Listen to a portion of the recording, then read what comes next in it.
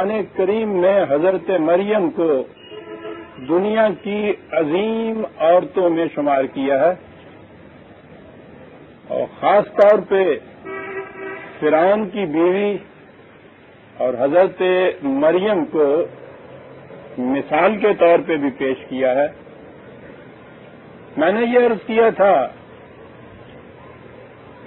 کہ حضرت مریم کی یہ عظمت اور رفعت شان نہ تو اس بنا پر ہو سکتی ہے کہ وہ ایک نبی کی والدہ تھی، قرآن کی روح سے کسی نبی کا باپ ہونا یا اس کی ماں ہونا یہ تو کوئی چیز وجہ افتخار نہیں ہے۔ حضرت ابراہیم علیہ السلام جیسے نبی کے باپ جو تھے، محض باپ ہونے کی حیثیت سے ان کا کوئی بھی مقام نہیں تھا۔ حضرت نوح کے بیٹے ہونے کی حیثیت سے کوئی بھی مقام نہیں تھا۔ حضرت لوط کی بیوی ان کی بیوی ہونے کے جہت سے کسی بھی مقام کے مالک نہیں تھی۔ یہ تو بایولوجیکل رشتہ ہوتا ہے، دریرا فلاں ابن فلاں چیز نیز۔ یہاں تو جوہر ذاتی ہے جس بنا پر کسی کی عظمت اور فضیلت ہے۔ دوسری چیز جو وجہ فضیلت ہمارے ہاں عام طور پر سمجھی جاتی ہے وہ یہ کہ ان کے ہاں حضرت عیسیٰ علیہ السلام بن باپ کے پیدا ہوئے۔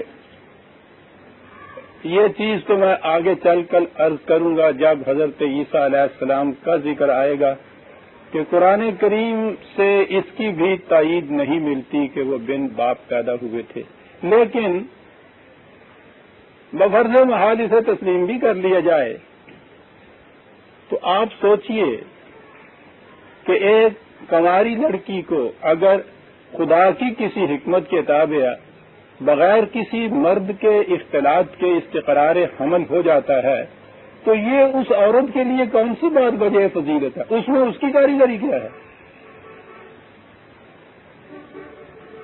وجہ فضیلت سیرت کی پاکیزگی، کردار کی عظمت ہوتا ہے۔ یہ چیز جس میں کسی کے اپنے اختیار و ارادے کو ہی کوئی دخل نہیں ہے، اگر یہ چیز بھی ہو جیسا میں نے عرض کیا ہے یہ بھی کوئی وجہ افتخار نہیں ہو سکتی۔ اور جیسا میں نے تفصیل سے پچھلی دفعہ بتایا تھا کہ اس چیز کو اگر تسلیم کیا جائے کہ ایک کنواری لڑکی کو خدا ہی کے کسی اذن کے مطابق ایک حمل قرار پاتا ہے تو آپ سوچئے کہ اس معاشرے کے اندر اس بیچاری کنواری لڑکی کے اوپر گزرے گی کیا اور گزری کیا ہوگی؟ وہ ثابت ہی نہیں کر سکتی کہ میں اس بات میں معصوم ہوں، کوئی مان ہی نہیں سکتا، کوئی تسلیم ہی نہیں کر سکتا۔ تو ایک معصوم کنواری لڑکی کے لیے یعنی اسے اتنی مصیبت میں ڈال دینا کہ معاشرے کے اندر وہ بیچاری منہ چھپاتی پھرے، مینا سزد خدائرہ۔ میں نے یہ چیزیں پچھلے درس میں عرض کی تھی اور آگے چل کے پیدائش حضرت عیسیٰ علیہ السلام کے ضمن میں تفصیلاً اسے عرض کروں گا کہ یہ ان مقامات میں سے ہے جس میں ہمارے ہاں بھی انجیل کے تتبع میں عیسائیوں کے عقیدے کی محض قرآن تقلید کی بنا پر یہ سارے تصورات چلے آتے ہیں، اور کبھی نہیں ہم سوچتے کہ انہوں نے تو ایک بلند مقصد کے لیے یہ چیز اپنے یہاں پیدا کی کہ حضرت عیسیٰ علیہ السلام کو انہوں نے خدا کا بیٹا نوح ثلاثہ میں سے ایک ثابت کرنا تھا۔ ہم تو آپ کو صرف ایک نبی مانتے ہیں، لیکن ان کے اس اتباع میں ہم بھی وہی کچھ مانتے چلے آ رہے ہیں جو کچھ انہوں نے اپنے ہاں خود ساختہ عقائد اپنے لیے وضع کیے تھے۔ ضمن یہ بات میں نے دہرائی ہے، بات آگے چلتی ہے۔ مقام یہ ہے کہ حضرت مریم علیہ السلام بچپن سے خانقاہ یا ہیکل کی نظر کر دی گئی کہ وہاں راہبہ کی زندگی بسر کریں۔ حضرت زکریہ کی کفالت میں آ گئیں۔ مقام وہ ہے کہ جہاں وہ آ کے دیکھتے ہیں کہ ایک راہبہ کے پاس کھانے پینے کی کچھ چیزیں ہیں، بزرگ تھے، کفیل تھے، ان کی نگاہ دور رس کا تقاضا تھا کہ وہ پوچھتے کہ یہ کہاں سے چیزیں آتی ہیں. انہوں نے کہہ دیا کہ اس میں کوئی بات ایسی کوئی شک و شبہ کی نہیں، خدا کے ہاں سے آ جاتی ہیں، اللہ واسطے جسے ہم کہتے ہیں. خانقاہ کی راہبہ کے پاس اس قسم کے نذرانے آ جانا کوئی چیز بعید نہیں تھی. بات یہاں سے آگے چلے گی. یہ سب چیزیں میں پچھلے درس میں دہرا چکا تھا، عرض کر چکا تھا کہ ایسے وقت میں حضرت زکریا کے ہاں خود اپنی اولاد نہیں تھی. یہ ایک عجیب نفسیاتی کیفیت ہوتی ہے.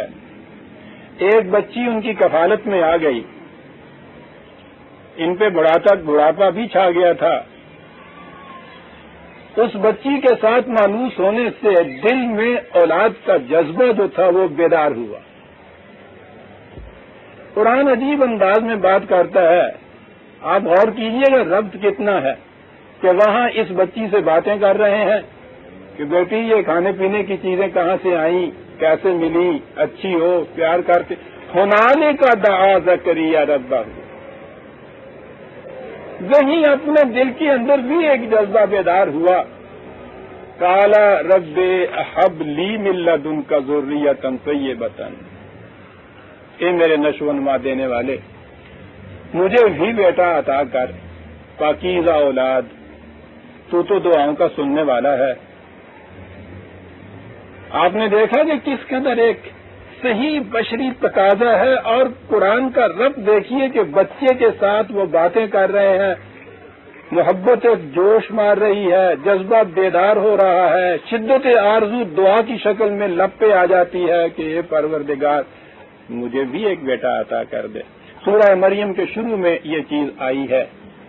دعا اس لیے تھی کہ آل ابراہیم کے جو تبرکات ویسا میں جو چلی آ رہی تھی چیزیں، اس کے بعد ان کا وارث کوئی نہیں ہوگا. اور انہوں نے کہا تھا کہ یہ میرے باقی جو عزیز رشتہ دار یا ان کے بیٹے ہیں ان میں سے کوئی بھی اس کا اہل نہیں ہو سکتا کہ میں ان کے سپرد کروں.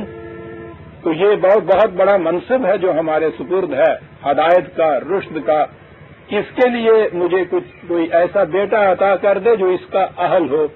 فنادته الملائکۃ وهو قائم یصلی فی المحراب، عین اسی وقت میں کہ جب وہ ابھی اس دعا میں مصروف تھا.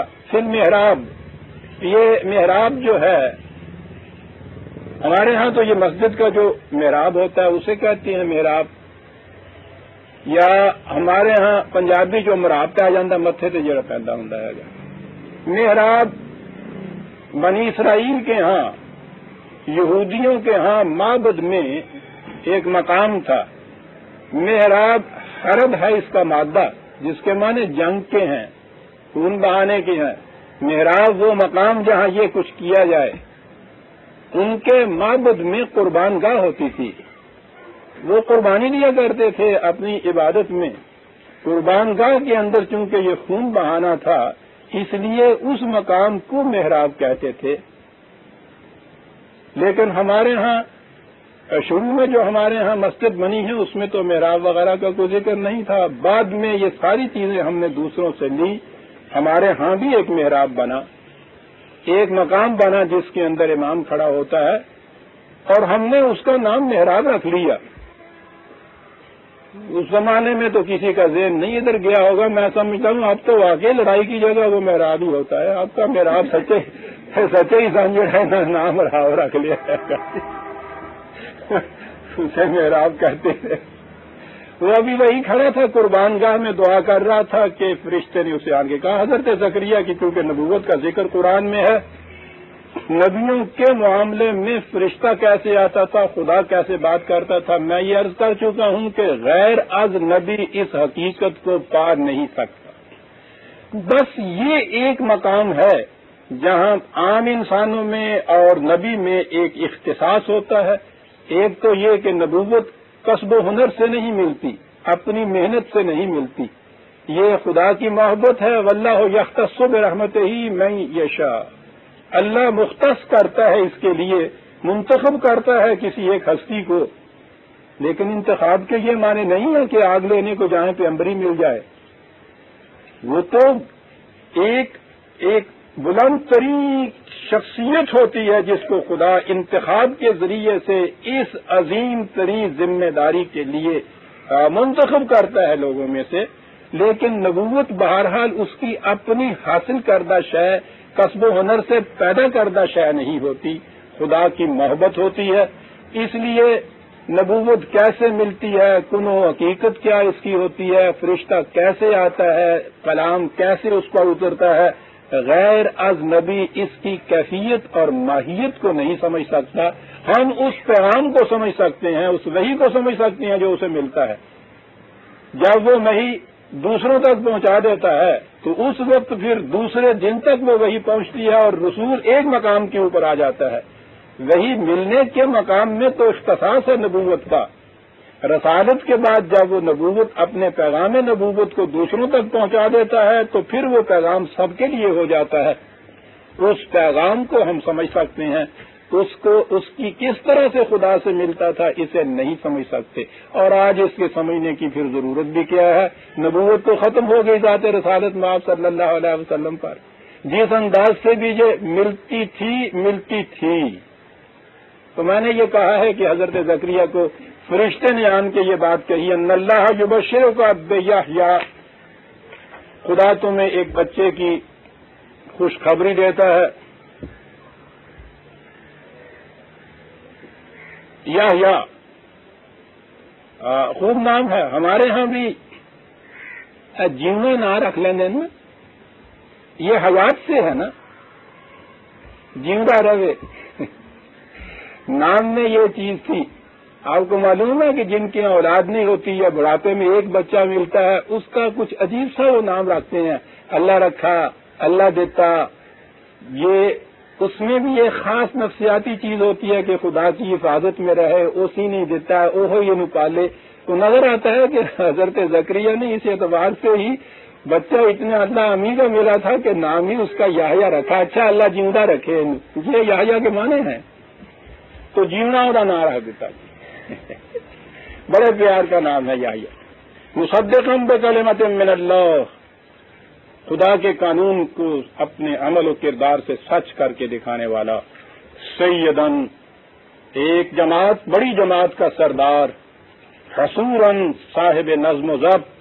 نبیم من الصالحین، نبی اور جس کی صلاحیتیں خود بیدار ہو چکی ہوں۔ 4 لفظوں میں کیا کیا کچھ قرآن کہہ گیا ہے صاحب، بڑی چیز۔ قال رب انا یکون لی غلام وقد بلغنی الکبر وامرأتی آخرا۔ بشارت تو سن لی، لیکن بشریت کے تقاضے سے جو چیزیں اس وقت موانعات میں سے تھیں نا، اولاد نہ ہونے کی وجہ سے، وہ سامنے آئیں۔ انا، کیا بات ہے قرآن کی۔ کہا کہ یا اللہ یہ کون سا وقت ہے اب میرے ہاں اولاد ہونے کا، میں بوڑھا ہو چکا، بیوی میری بانجھ ہے۔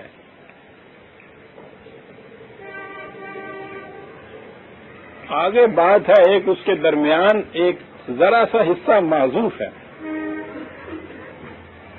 عربوں کے ہاں انداز یہ ہوتا تھا، یاد رکھیے، بلاغت اسے کہتے تھے کہ درمیان میں وہ ایک حصہ معذوف کر جاتے تھے، وہ چھوڑ دیتے تھے سننے والے کے اپنے فہم و ادراک کے اوپر، کہ وہ اس ٹکڑے کو درمیان میں رکھ کے پورا کرے اور بات صاف ہوتی چلی جائے۔ کہا کہ میں بوڑھا، بیوی بانجھ، بچے کی خوشخبری لڑکا، تو کیا یہ اسی طرح سے ملے گا جیسے یہ لڑکی مجھے مل گئی ہے، یا میرے یہاں بچہ ہوگا؟ بڑی چیز تھی یہ، کہ یہ جو چیز ہے بچہ ہونے کے راستے میں یہ چیزیں حائل ہیں، خوشخبری بھی ہے، تو یہ ہو سکتا ہے نا کہ جیسے یہ ایک بچی مجھے ملی، ایک اسی طرح سے مجھے بچہ ملے۔ قال کذالک اللہ یفعل ما یشاء، کہا نہیں، جس طرح خدا کی مشیت کے مطابق بچہ ہوا کرتا ہے ویسے ہوگا۔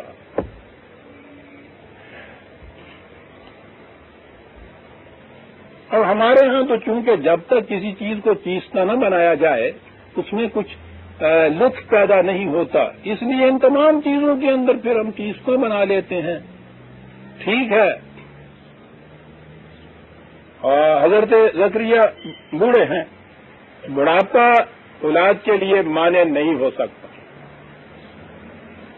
ایک ہی چیز تھی، بیوی عقیم ہے، بانجھ ہے۔ دیکھیے قرآن کریم یہ جو ہے نا کذالک اللہ یفعل ما یشاء، ہمارے ہاں تو یہ کیا جاتا ہے کہ صاحب وہ اللہ جسے چاہتا ہے دے دیتا ہے، تم کیوں اس کی پرواہ کرتے؟ یعنی اس میں یہ جو طریق ہے نا ایک بچے کے پیدا ہونے کا، اور اس میں استثناء ہو جائے گی، ہم اپنی مشیت سے یہ ہم جسے چاہتے ہیں ایسے ہی دے دیتے ہیں۔ صاحب میں نے پچھلی دفعہ بھی عرض کیا تھا، ایسے دے دینے کے متعلق قرآن نے جس انداز میں، خدا نے جس انداز میں نفی کی تھی، وہ تو بڑی عظیم بات تھی۔ آپ کو یاد ہے میں نے بتایا تھا کہ قرآن نے یہ کہا ہے کہ وہ ٹھیک ہے بدیع السماوات والارض ہے، ہم نے اس کائنات کو ہم وجود میں لائے ہیں، بالکل عدم سے نان ایگزسٹنٹ سے ایگزسٹنٹ میں ہم لائے ہیں، یہ ٹھیک ہے ہم ایسا کر سکتے ہیں، لیکن اس کے بعد تم کہتے ہو کہ ہمارے ہاں ایک بیٹا بھی ہے، تو اس کے بعد جواب دیا تھا کہ میری تو بیوی نہیں ہے، تو جب بیوی نہیں ہے تو بیٹا کیسے ہوگا؟ یعنی کائنات کو تو عدم سے وہ وجود میں لے آتا ہے، دوسرے وہاں تو کوئی قاعدہ قانون مقرر نہیں ہے، لیکن جب کائنات وجود میں آ جاتی ہے تو اس کے بعد ہر چیز کے لیے ایک قانون مقرر ہے، حتیٰ کہ اولاد کی پیدائش کے لیے بھی یہ قانون مقرر ہے کہ مرد اور عورت کے اختلاط سے بیٹا ہونا ہے۔ نفی خدا نے یہ کی عجیب حسین انداز میں بات وہ کی ہے قرآن نے صاحب کہ بدیع السماوات والارض وہ ہے بے شک، لیکن جہاں تک اس کے ہاں بیٹے پیدا ہونے کا تعلق ہے اس کی تو بیوی نہیں ہے۔ حالانکہ سیدھی سی بات ہے کہ جو اتنی عظیم کائنات کو بغیر کسی پہلے مٹیریل کے وجود میں لا سکتا ہے، بغیر بیوی کے بغیر عورت کے بچہ کیوں نہیں پیدا کر سکتا؟ وہ کہتا ہے کہ نہیں، اب ہم نے اپنے اوپر یہ قوانین کے حدود وارد کر رکھے ہیں، اس سے اب استثناء نہیں ہوگی، اگر بیوی نہیں ہے تو بچہ نہیں۔ تو میں نے اسی لیے کہا تھا کہ کنورسلی اگر عورت کے خاوند نہیں ہے تو بچہ نہیں۔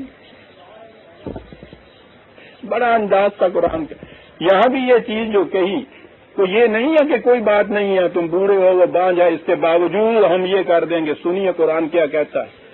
اصل میں مشکل ہماری یہ ہے کہ ہم قرآن سمجھنے کا جو انداز ہے نا تصریف آیات کا، ایک بات کو جہاں جہاں قرآن کہتا ہے ان کو سامنے لائیے تو بات صاف ہو جاتی ہے۔ یہ خود بوڑھے ہیں، طبی نقطۂ نگاہ سے بڑھاپا معنی نہیں ہوتا اولاد کا۔ مرد کے اندر اولاد پیدا کرنے کی صلاحیت کے جراثیم آخری عمر تک بھی رہتے ہیں اگر صحت اچھی رہے تو۔ عورت میں ایک ڈیفیکٹ تھا، بیوی میں ان کے بانجھ تھی۔ سورہ انبیاء میں 21/90 21/90 سنیے قرآن کیا کہتا ہے عزیزان من۔ وہاں جو ذکر آیا ہے حضرت یحییٰ کی پیدائش کا، وہاں یہ کہا ہے کہ وہ اصلحنا لہ زوجہ، ہم نے اس کی بیوی کا وہ نقص دور کر کے اس کے لیے اس قابل بنا دیا کہ بچہ پیدا کر سکے۔ یہ عربی دان احباب ذرا اصلحنا لہو کا جو ہے لہو اس کو دیکھیں گے، داد دیں گے کیا کہا گیا بتا۔ اصلحنا اس کی بیوی کو ہم نے اصلح تندرست کر دیا، لہو اس کے لیے، مرد کے لیے اس میں ڈیفیکٹ کوئی نہیں تھا۔ اصلحنا لہو، کس انداز سے بات کہتا ہے قرآن عزیزان من۔ اصلحنا لہو زوجہ، اس کے لیے اس کی بیوی کو اس قابل بنا دیا کہ وہ اولاد پیدا کر سکے۔ یہ ہے کذالک یفعل اللہ ما یشاء عزیزان من۔ قال رب اجعل لی آیہ، کہا کہ اس کے لیے کوئی خاص حکم ہو تو فرما دیجئے۔ قال آیتک اللہ تکلم الناس ثلاثۃ ایام الا رمزا، یہودیوں میں روزہ رکھا جاتا تھا تو اس میں کھانے پینے کے علاوہ بات کرنے کی بھی ممانعت ہوتی تھی۔ نفسیاتی طور پر اس سے یہ کہا گیا کہ ایک چیز اپنے سامنے رکھو، 3 دن کے لیے روزہ رکھو یا اس شکرانے میں روزہ رکھو۔ وَاذْكُرْ رَبَّكَ كَثِيرًا وَسَبِّحْ بِالْعَشِيِّ وَالْإِبْكَارِ، اور قانون خداوندی کو بڑی کثرت سے اپنے سامنے رکھو۔ باقی جتنے کام کاج تم یہ کرتے ہو جن میں مصروف رہتے ہو. میں نے عرض کیا تھا کہ تسبیح کے معنی ہوتے ہیں عربی زبان میں اور قرآن کی روح سے کسی فرائض مفوضہ کی سرانجام دہی میں پوری قوت سے شدت عمل سے سرگرداں رہنا، مصروف رہنا. تسبیح کہتے ہیں گھوڑے کا جو پورے 4 پاؤں سے دوڑنا ہوتا ہے اسے تسبیح کہتے ہیں. تیراک کا ہاتھ پھیلا کے تیراکی جو ہوتی ہے اسے تسبیح کہتے ہیں. پرندوں کا اس تیزی سے اڑنا جو ہے وہ ان کی تسبیح ہوتی ہے. تو یہ کہا کہ باقی جس طرح سے تم کام کاج اپنے کرتے ہو اس میں تم مصروف رہو صبح شام اپنے فرائض کے اندر. بھائی اتنی سی چیز ہی ہے ذرا کہ نفسیاتی طور پہ اس چیز کو ذہن میں رکھو. کتنی سی بات ہے جو قرآن نے کہی، لیکن میں نے کہا ہے کہ اس میں کوئی چیز خلاف فطرت، خلاف عادت، کوئی چیز سپرا نیچرل نہیں ہے. اصلحنا لہو زوجہ، بات بالکل صاف کر دی. علاج ہوا، بیوی کا نقص دور ہو گیا، یہ تو تھے اس قابل کی اولاد پیدا کرتے، بچہ پیدا ہو گیا. ضمن بات یہ درمیان میں آ گئی، لیکن اصل میں تو واقعہ چلا آ رہا ہے حضرت مریم علیہ السلام سے. میں نے گزارش کی ہے کہ حضرت مریم علیہ السلام کی بڑی عظمت قرآن نے بتائی ہے. اتنی عظمت 21/92 21/92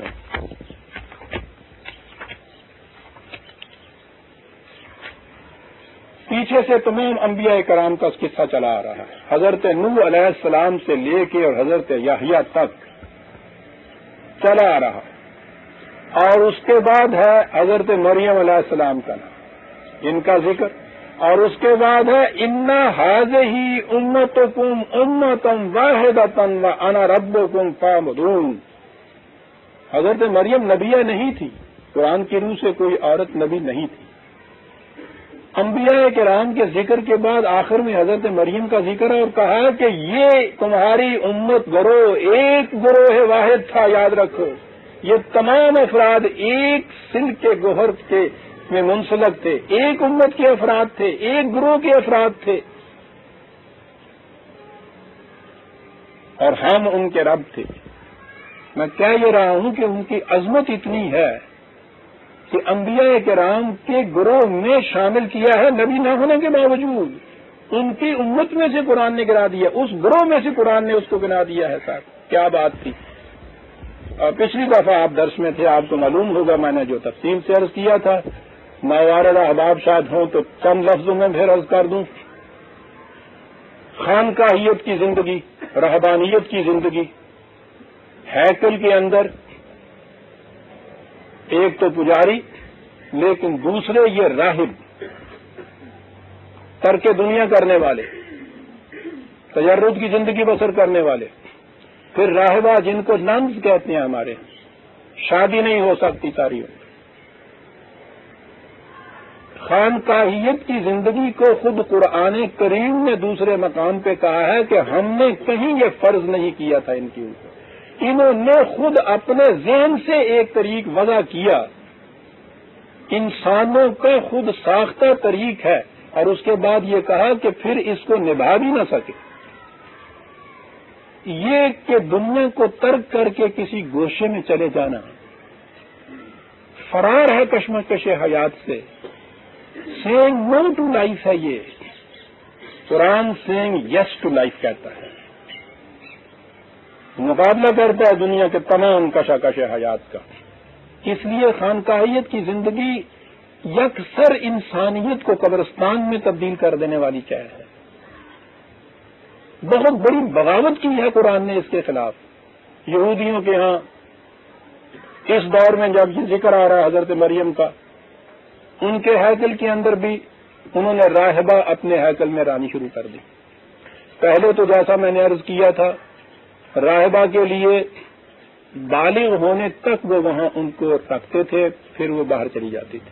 اس کے بعد انہوں نے پھر اس قانون کے اندر تبدیلی کی. اب دیکھیے خود قانون کیسے بدل رہے ہیں، اور نظر آ رہا ہے کہ اس کے جذبات محرکات کیا تھے اس قانون کے بدلنے کے، کہ نہیں راہبہ عورت جو ہے مندروں کی دیوداسیوں کی طرح یہیں رہیں گی، یا تو وہ ساری عمر تجرد کی زندگی بسر کریں گی، نکاح نہیں کر سکیں گی، اور یا وہ صرف ہیکل کے پجاریوں میں سے کسی کے پاس رہیں گی۔ دیکھتے ہیں آپ قانون کے کس طرح بدلتا ہے، خود ساختہ قوانین۔ یہ تھا وہ مقام جس مقام پہ حضرت مریم یہاں آئی۔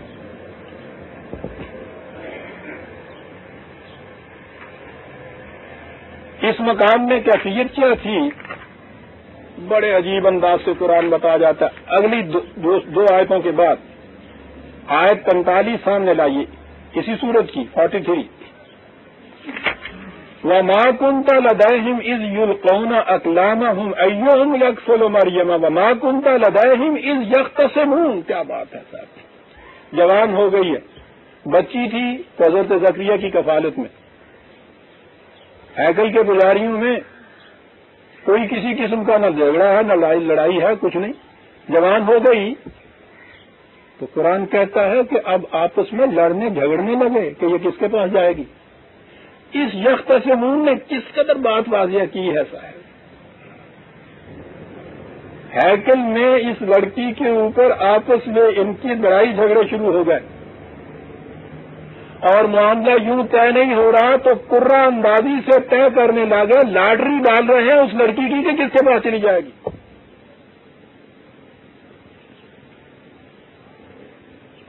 حضرت مریم یہ سب کچھ دیکھ رہی تھی،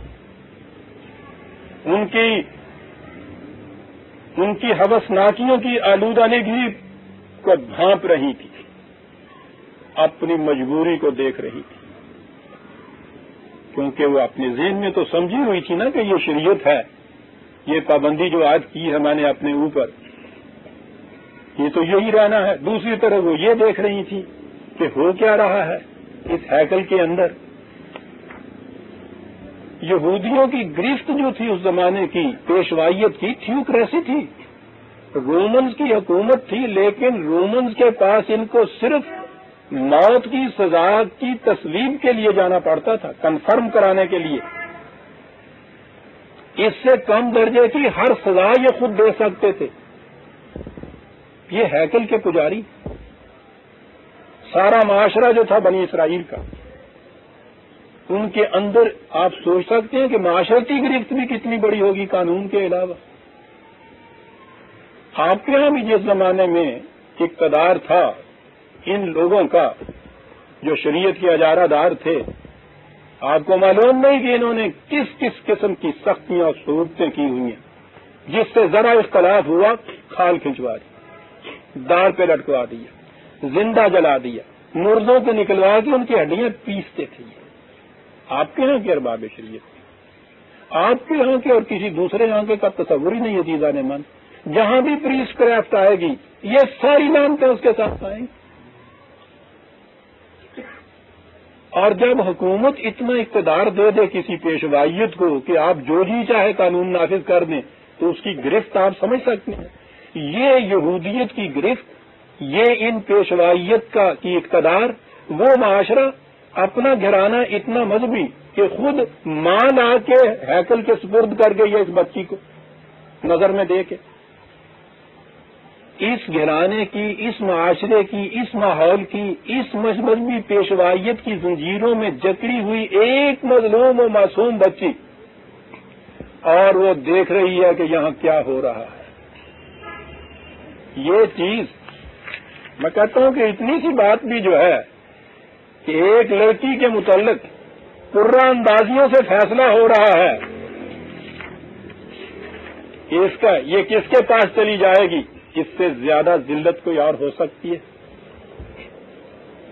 حیوانوں کو تو بیچا جا سکتا ہے اس طرح سے، انسانوں کو اس طرح سے سپرد کیا جائے، لیکن معاف رکھیے ہم کس طرح سے اپنی بچیوں کو دوسروں کے سپرد کرتے ہیں؟ کیا ان میں ان کی کوئی سہ بھی ہوتی ہے؟ ان کی کوئی رضامندی بھی ہوتی ہے؟ اتنا ہی نہیں، بیشتر ایسے مقامات ہوتے ہیں جہاں ہمیں علم ہوتا ہے کہ لڑکی رضامند نہیں ہے، باندھ کے بھیج دیتے ہیں۔ اس قرآن کے پڑھنے والے کہ جس نے یہ کہا ہے لا یحل لکم ان ترثوا النساء کرہا یہ حلال نہیں ہے کہ عورت کی مرضی کے بغیر کوئی اس کا مالک بن جائے، حلال نہیں۔ 4/19 عزیزان ایمان، کیا بات قرآن یحل لکم کیا گیا ہے، حرام ہے یہ۔ آپ سمجھتے یہ ہیں کہ 4 کلمے ہم نے پڑھا دیے اور اقرار نامے پہ وہ نکاح نامے کے دستخط کرا دیے، نکاح جائز ہو گیا صاحب، شریعت کے تقاضے پورے ہو گئے۔ یا لا یحل لکم، عزیزان ایمان، مرد و عورت قرآن کی روح سے انسان ہیں، یکساں مدارج کے حامل۔ ان دونوں میں سے کسی ایک کی رضامندی کے خلاف کسی کے زندگی کا مستقبل دوسرے کے حوالے کر دینا انتہا بدترین قسم کی غلامی ہے عزیزان ایمان۔ ٹھیک ہے، ماں باپ بچوں کے مستقبل کو دیکھ سکتا ہے، ان کی مصلحت کو سوچ سکتا ہے، ان کو سمجھا سکتا ہے، انہیں مشورہ دے سکتا ہے، ان کی مرضی کے خلاف خود فیصلہ نہیں کر سکتا۔ تو وہاں تو یہ سب کچھ ہو رہا تھا۔ میں یہ کہہ رہا تھا کہ بندھی ہوئی خانقاہیت کی زنجیروں میں بچی گھر جا نہیں سکتی کہ انہوں نے تو خود اس کو وقف کیا تھا ہیکل کے لیے، معاشرے میں جا نہیں سکتی، کسی ایک نن کو یہاں سے کہیے نا وہاں سے نکل کے اور باہر آ کے پھر معاشرے میں رہے۔ اس میں تو نفسیاتی اثر اتنا زیادہ غالب ہوتا ہے کہ وہ پاگل ہو جائے۔ ایک فلم آئی تھی یہاں، میں نے دیکھا اس فلم کو، اور وہ میں دیکھتا ہوں کہ خاص طور پہ ایک مصلحت کے ماتحت بنائی گئی تھی۔ ایک نن بھاگی تھی گرجے سے، اس کے بعد انہوں نے بتایا ہے کہ اس کی دماغی کیفیت کیا ہو گئی تھی۔ وہ اس قدر اس کو پھر حیران اور پریشان اور ششدر سرگرداں دکھایا گیا ہے، کہیں اس کو چین نہیں پڑتی تھی۔ اور پھر وہ ان کے عقیدے کے مطابق آئی تو حضرت مریم کا مجسمہ جو تھا اس ہیکل کے اندر، اس میں زندگی پیدا ہوئی، اس نے اپنا ہاتھ اس کے سر پہ رکھا، گویا اس نے توبہ کی اور پھر وہاں آئی، پھر کہیں سکون ملا۔ اس قسم کے نفسیاتی گھیراؤ بھی تو پیدا کیے جاتے ہیں، یہ آج کی اصطلاح ہے۔ یہ بچی ہے اور وہاں یہ چیز جو ہے پیدا ہوتی ہے کہ یہ سب زنجیریں غلط اور باطل ہیں۔ ان کو توڑنے کے لیے عزیزان من بڑی ہمت کی ضرورت ہے۔ شاید اس کا ہم اندازہ نہ لگا سکیں، لیکن ذرا سوچیے اندازہ لگانے کے لیے۔ آج ہمارے معاشرے میں نکاح، شادی، مرنے جینے کے معاملے میں کتنی رسوم ایسی ہیں کہ جب بھی کسی کے ہاں ہم جاتے ہیں وہ رسم ہو رہی ہوتی ہے تو ہم سارا وقت بیٹھے ہوئے تنقید کر رہے ہوتے ہیں کہ صاحب کیا فضول چیزیں ہیں، اب دیکھیے نا کتنا خرچ ہو رہا ہے، صرفہ ہو رہا ہے، یہ غریب قوم اس کو افورڈ کر سکتی ہے کسی طرح سے، اور یہ دیکھیے وقت کتنا ضائع ہو رہا ہے، اور خواہ بیہودہ بندھے ہوئے ہیں، یہ ہو رہا ہے وہ ہو رہا ہے، سارا کچھ ہو رہا ہے۔ اپنے یہاں جب ہوتا ہے تو وہی کچھ کرتے ہیں پھر صاحب یہ تو سارا کچھ کچھ کی دسیے اینی مجبوریاں ہے نہیں، آدمی کچھ کر سکتا ہے، بندہ ہوا ہے، مجبوریاں صاحب۔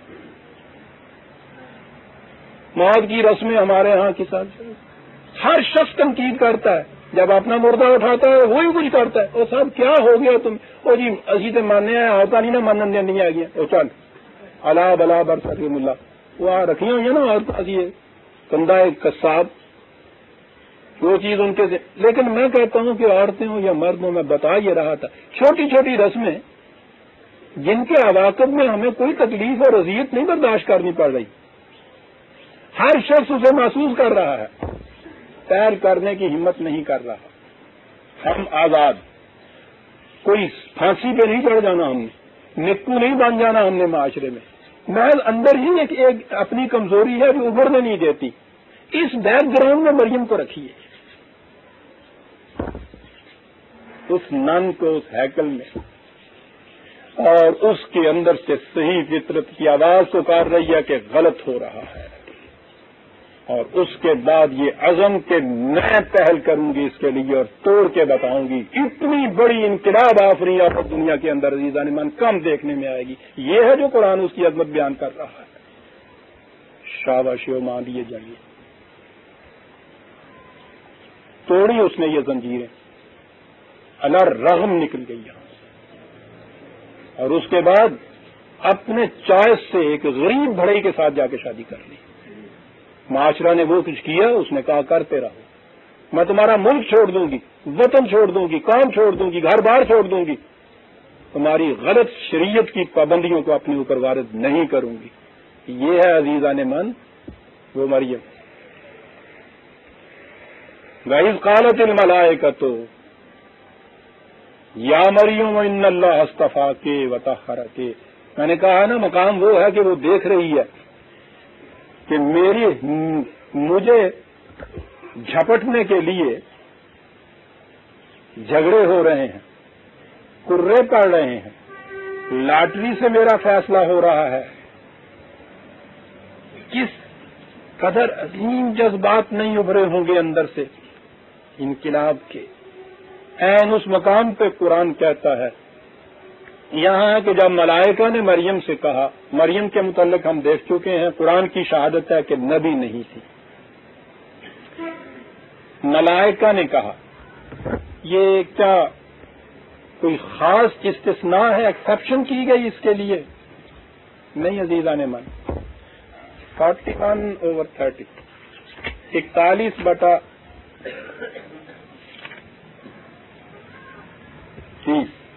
ملائکہ کا نزول. میں یہ پہلے بتا چکا ہوں ملائکہ کیا ہے, پھر بھی بتاتا چلا جاؤں گا.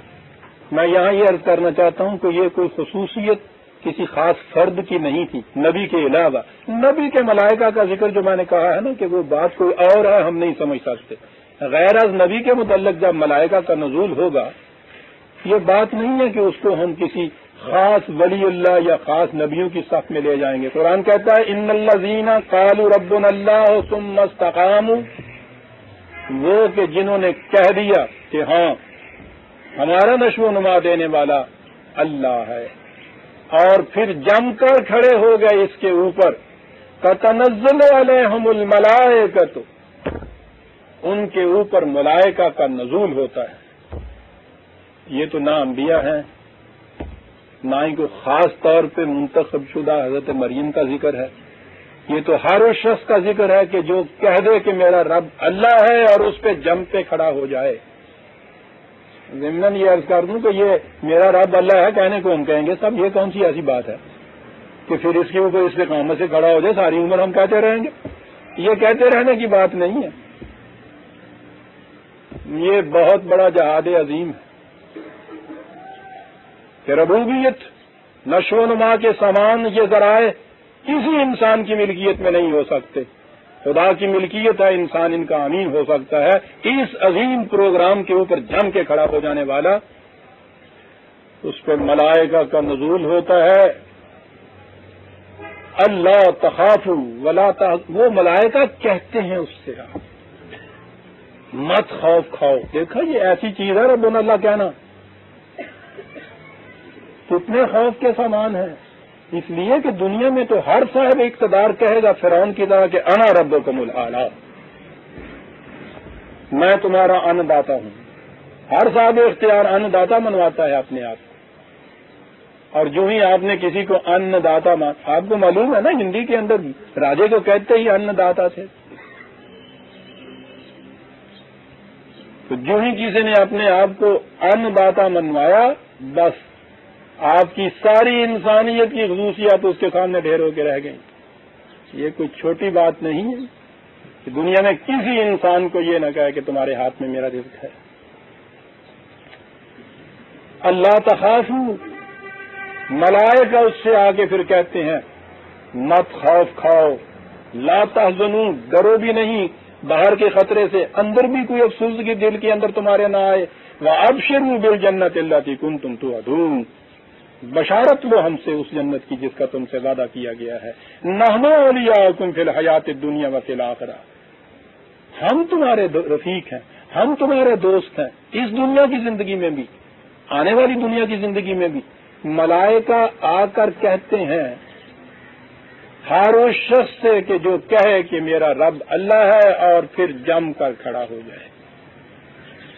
میں کہہ یہ رہا تھا کہ حضرت مریم کو اگر ملائکہ نے آ کے خوشخبری دی ہے تو اس سے ان کا نبی ہو جانا, یہ ان پہ وحی کا نازل ہو جانا یہ ثابت نہیں ہوتا. جیسے کہا جاتا ہے کہ صاحب انبیاء کے ساتھ ہی وہی مخصوص نہیں ہے، دیکھیے حضرت مریم کی طرف بھی تو آئے تھے ملائکہ، اس لیے ہم پہ بھی آتے ہیں۔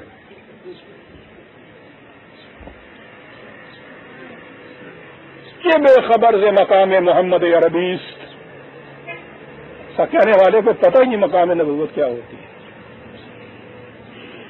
ملائکہ کا نزول یہ ہوتا کیا ہے؟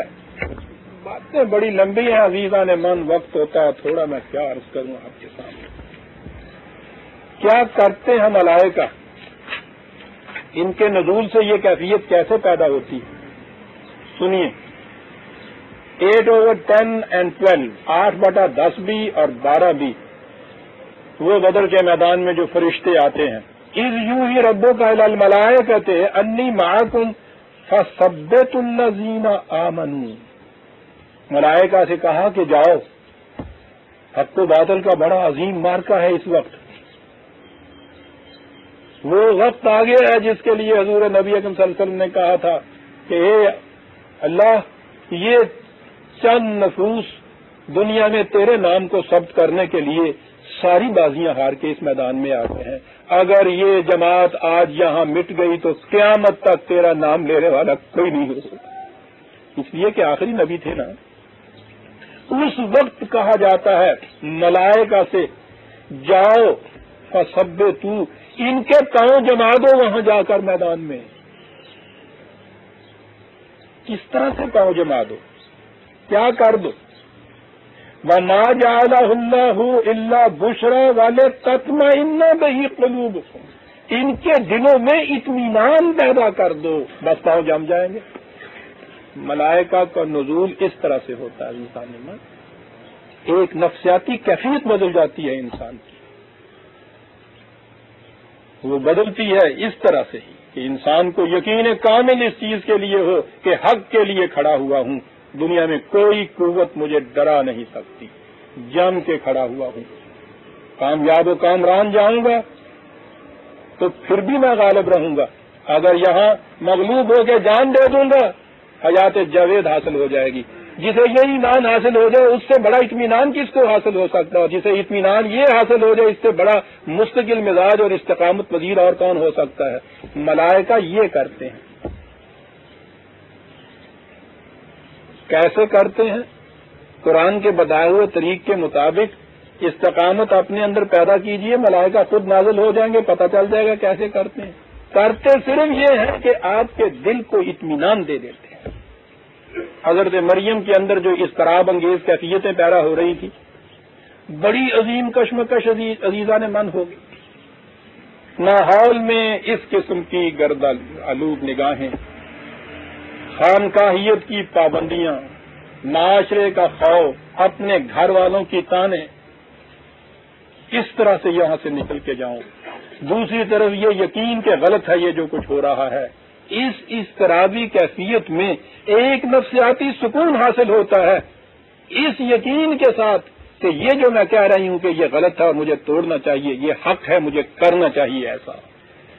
یہ ہے وہ مقام جہاں کہا ہے ملائکہ نے آ کے اس کے دل میں یہ کہہ دیا، وہی جو میں نے ابھی آیت نازل کی کہ گھبراؤ نہیں، ایک سکون پیدا ہوا، ایک اطمینان پیدا ہوا، اور اس بنا پہ قرآن کہتا ہے کہ خدا نے منتخب کیا طہرہ کے معنی ہوتا ہے کسی خطرے آلودگی سے دور لے جانا۔ وہ جو چونکہ آلودگی سے دور رہتا ہے اس بنا پہ اس کو پاکیزگی کہا جاتا ہے۔ طہرہ کی عجیب بات ہے کہ یہ جو ماحول ہے جس میں تجھے ہر وقت یہ چیز ڈرا رہی ہے کہ خباثت آلود ماحول ہے، اس سے خدا تجھے دور لے جائے گا۔ وَاصْطَفَاكِ عَلَىٰ نِسَاءِ الْعَالَمِينَ، اور اتنا بڑا انقلابی قدم جو تم اٹھاؤ گی تو تمہیں اپنے دور کی عورتوں میں ممتاز کر دے گا خدا۔ کیا کر؟ اب فیصلہ کن مرحلہ آ رہا ہے مریم کے لیے، یا مریم اقنتی لربک۔ کیا لفظ ہے قرآن کے عزیزان من، وجد آ جاتا ہے، الفاظ کا انتخاب خدا انتخاب کرنے والا ہو، زبان ہو عربوں کی، کیا بات نہیں پیدا ہو جاتی۔ ترجمہ تو ہمارے یہاں کیا جاتا ہے کہ یا مریم اپنے رب کی فرما بردار بن جائے۔ فرما برداری کی بات نہیں ہے، 20 سینکڑوں الفاظ قرآن میں اس کے لیے آ سکتے ہیں، یعنی عربی زبان میں بھی کسی حکم کی اطاعت کے لیے، سر جھکانے کے لیے حکمتی کیا ہے۔ میں نے آپ کو یاد ہوگا کہا تھا ان کے ہاں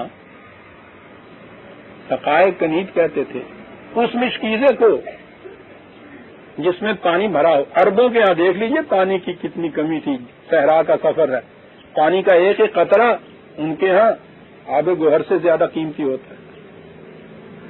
ایسا مشکیزہ جس کے اندر پانی بھر دیا جائے تو اس طرح سے وہ بندھا ہوا سلا ہوا ہو کہ ایک قطرہ پانی کسی غیر جگہ نہ ٹپکے، اور جہاں ضرورت ہو بڑی سہولت سے پانی وہاں اڑائے۔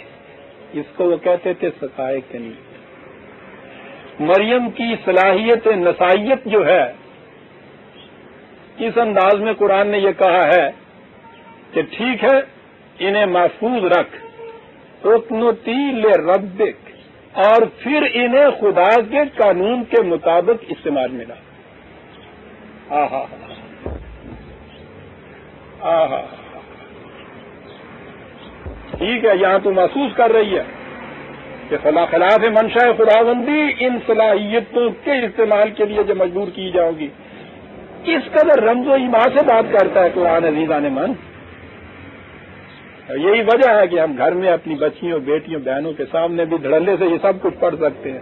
ایمائیت ہے نا، اقنتی لربک۔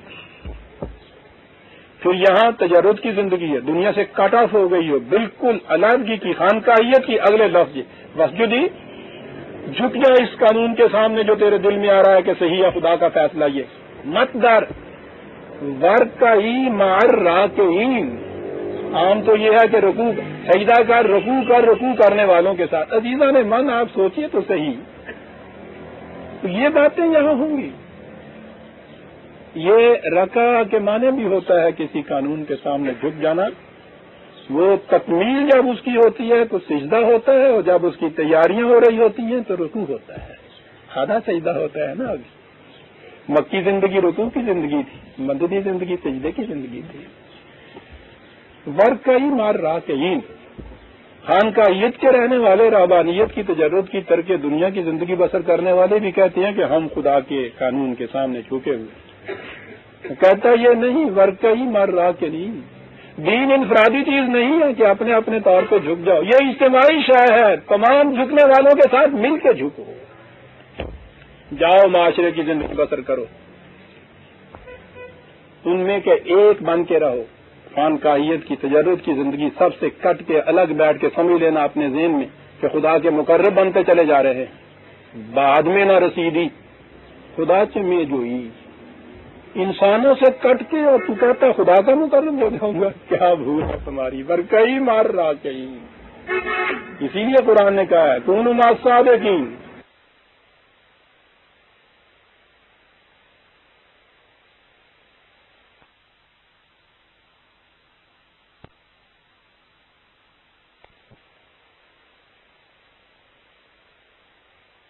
اور تو کہتا خدا کا مقرب ہو جاؤں گا، کیا بھول ہے تمہاری۔ ورکعی مع الراکعین، اسی لیے قرآن نے کہا ہے کونوا مع الصادقین۔ سچ بولتا ہے، سچ بولنے والوں کی جماعت میں شامل ہے، اکیلا نہیں۔ اکیلا انفرادی طور پہ کبھی غالب ہی نہیں آ سکتا باطل کے اوپر۔ یہاں کوئی ایک اجتماعی زندگی ہے۔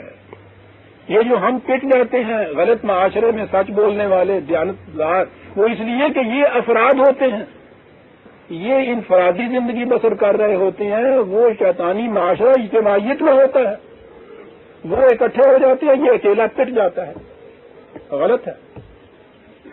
ان سچ بولنے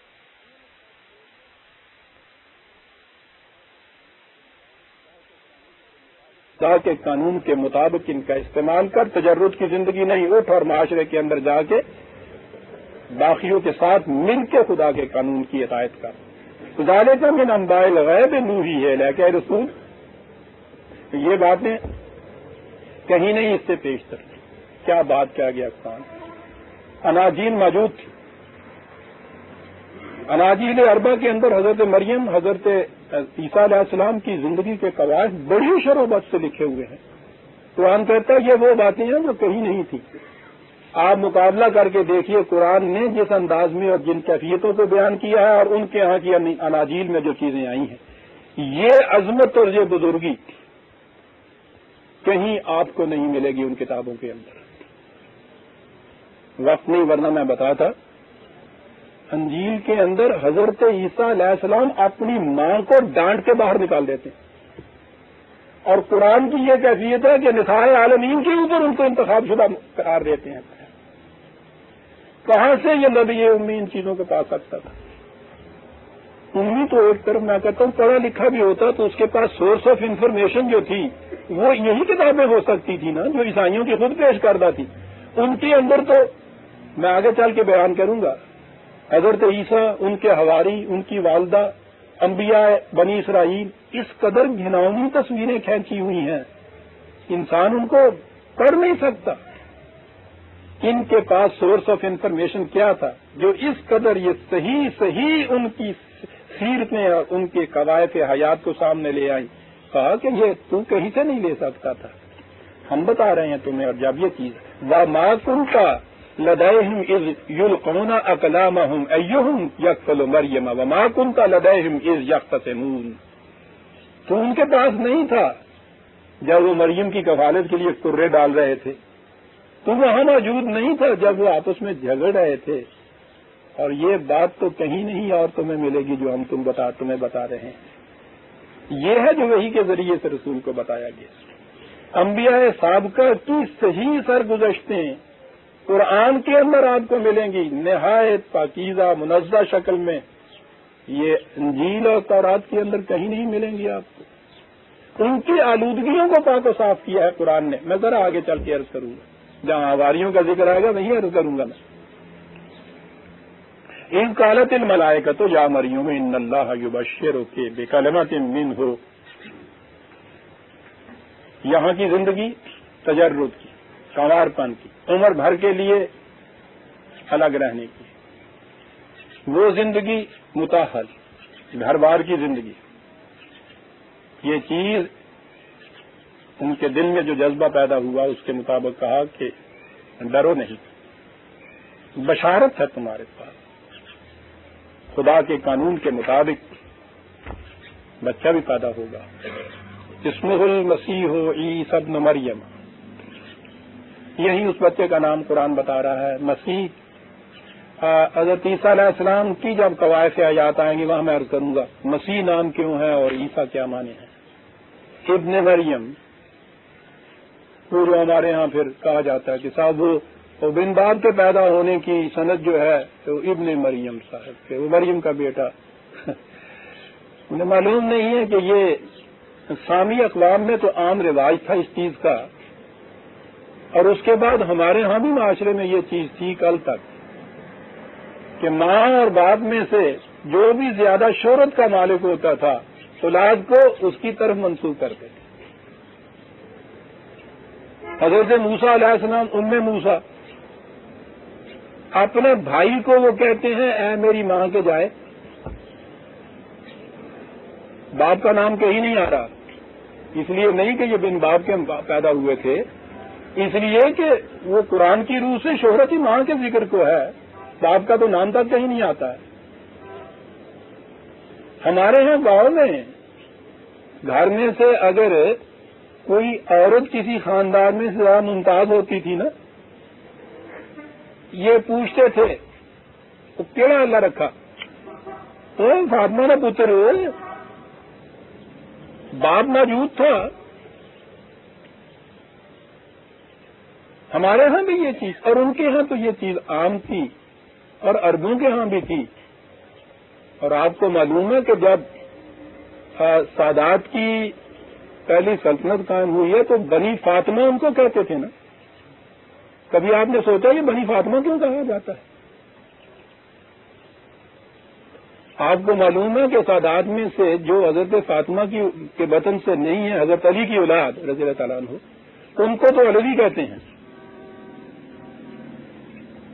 ان کی نسبت حضرت علی کی طرف ہو رہی تھی۔ لیکن جو حضرت فاطمہ کے وطن سے ہوتے ہیں ان کو بنی فاطمہ کہا جاتا ہے۔ یہ فاطمہ کی طرف کیوں نسبت ہو رہی ہے؟ اسی قاعدے کے مطابق جو ان کے ہاں تھا کہ باپ اور ماں میں سے جو زیادہ عظمت پہ ہوتا تھا اس کی طرف اولاد کو منسوب کرتے تھے. بنی فاطمہ اسی طرح سے ابن مریم ہے. یہ دلیل نہیں ہے اس چیز کی کہ باپ نہیں تھا اس لیے ماں کی طرف منسوب کرتے تھے. غلط. بہرحال وجیہاً فی الدنیا والآخرہ ومن المقربین، یہ بڑی ایک گہری نفسیاتی چیز ہے کہ اسی وقت مریم کو یہ بھی کہا جا رہا ہے کہ متاحل زندگی بسر کرے گی، بال بچے بھی ہوں گے. یہ جو چیز ہے نا، دھڑکا لگا ہوا کہ کہیں یہ خلاف شریعت جو میں یہ بات کر رہی ہوں اس کا اثر نہ کہیں آگے جا کے پڑ جائے، مجھ پہ نہیں صحیح تو میرے بچوں پہ شاید اس کا اثر پڑ جائے، ایسا نہ کہیں ہو جائے. یہ ایک بڑی گہری چیز ہے اور مجھے اس کا خود تجربہ ہے. ایک دلی کی ملازمت کے زمانے میں میرے ساتھ تھے ایک کرسچن اینگلو انڈین لڑکا، رومن کیتھولکس میں.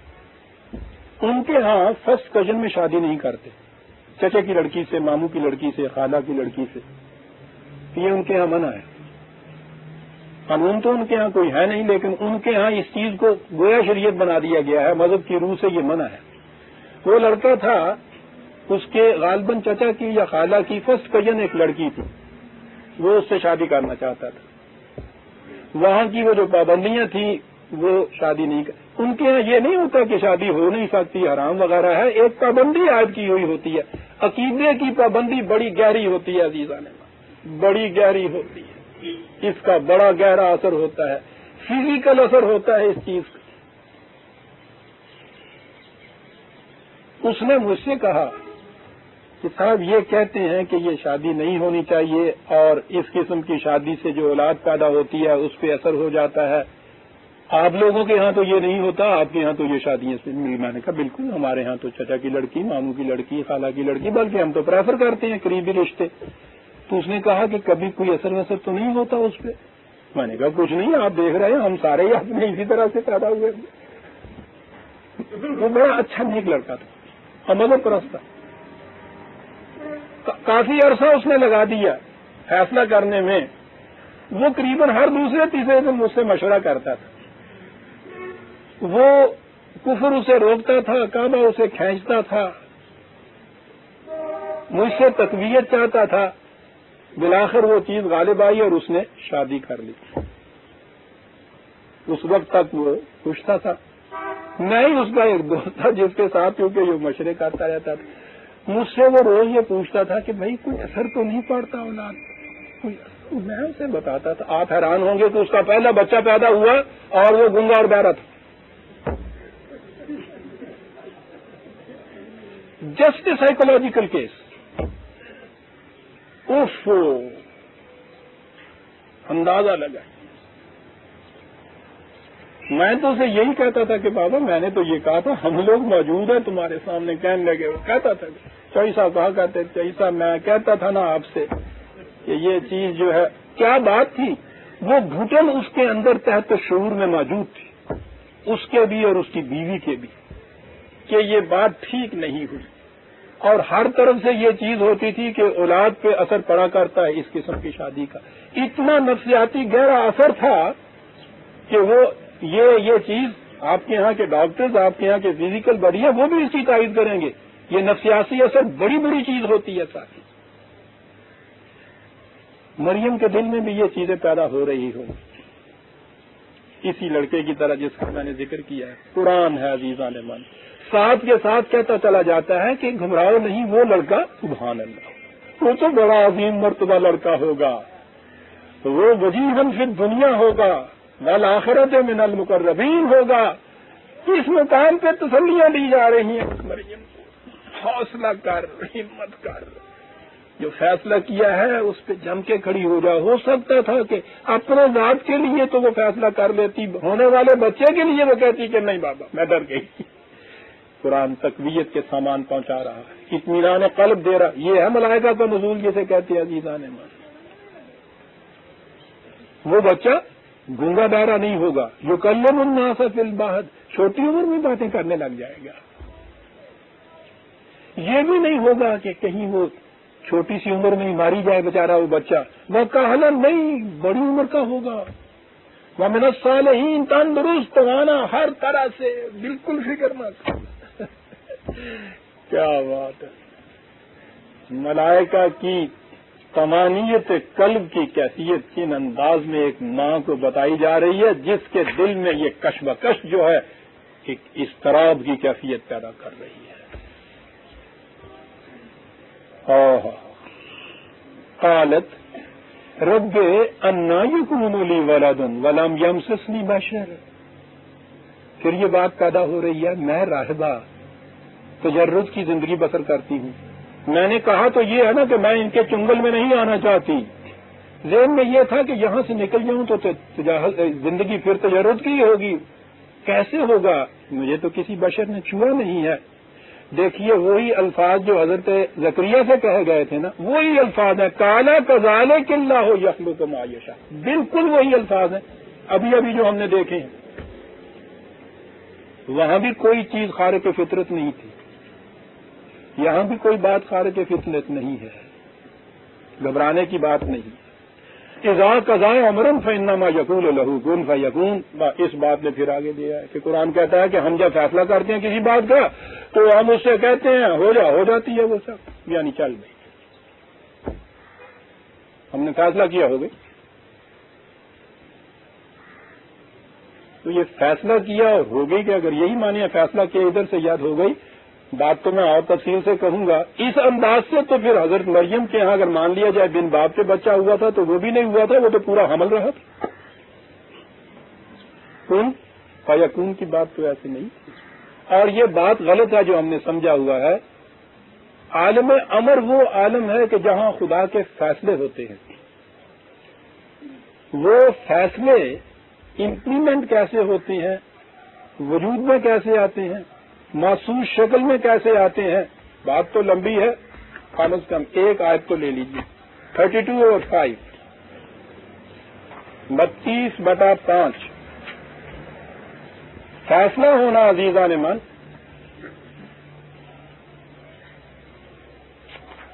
قرآن یہی کہتا ہے کہ جب فیصلہ ہم کر لیتے ہیں تو اس کے بعد پھر وہ شاید ہو جاتی ہے۔ درمیان کی کڑیاں قرآن نہیں بیان کر رہا، ہر جگہ نہیں کرتا، سنیے کیسا ہو جاتا ہے۔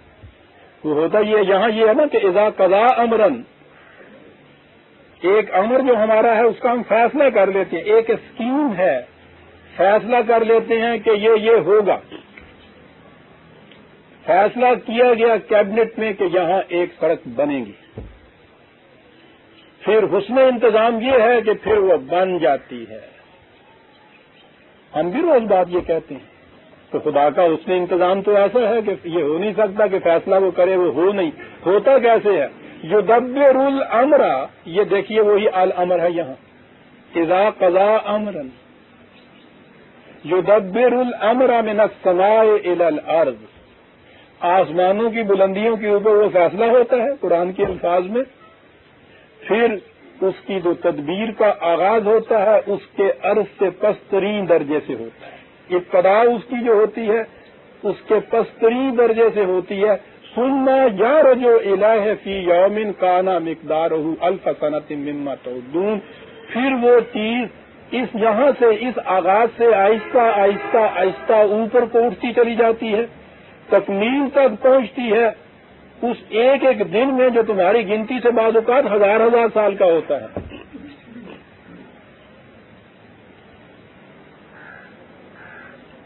کائناتی قوانین کے جتنے بھی سائنٹسٹ ماہر ہیں وہ آپ کو بتائیں گے، جو شے بھی آپ کو شے کی حیثیت میں نظر آتی ہے، خدا کے اس قانون کے مطابق اس کا آغاز اس کا تدبیر کا پسترین درجے سے ہوتا ہے، ذرہ اتنا سا ہوتا ہے وہ بیج بڑھ کے درخت کا،